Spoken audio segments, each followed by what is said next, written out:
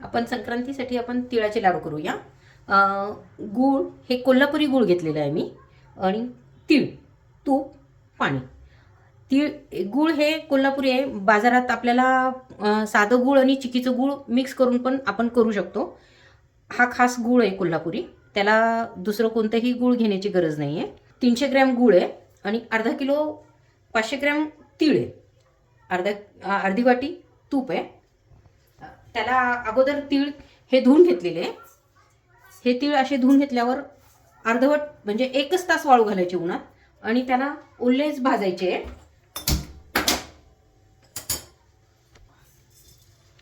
हे जसे का आपल्याला आता हे असा कलर आलेला आहे आणि फुगून झालेले.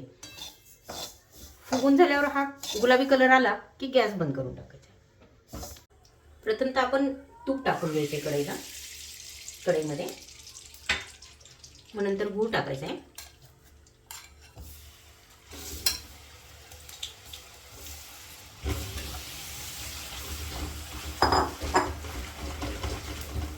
गुळाचा पाक होत आहे.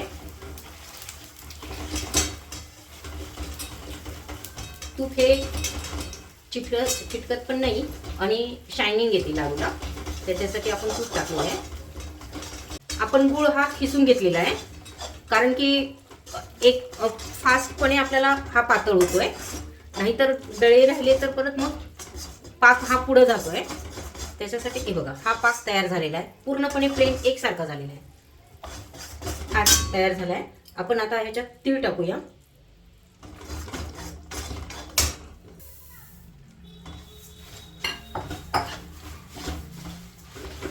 पूर्ण मिक्स होईपर्यंत आपण तीळ हलवायचे.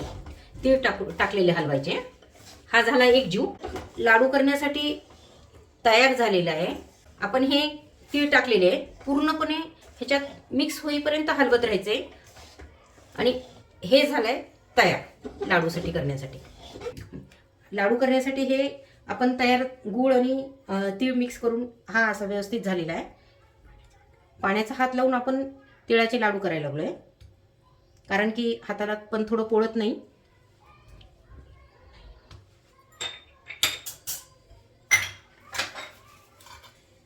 हे आपण तूप हाताला थोडंसं लावलंय, कारण की आपल्याला हाताला पण पोळत नाही आणि लाडूला पण शायनिंग येत राहते आणि स्वादिष्ट पण लागते. हे हा जर आपल्याला व्यवस्थित आला नाही तर वाटीत घेऊन असं हे गोल गोल फिरवायचं आहे.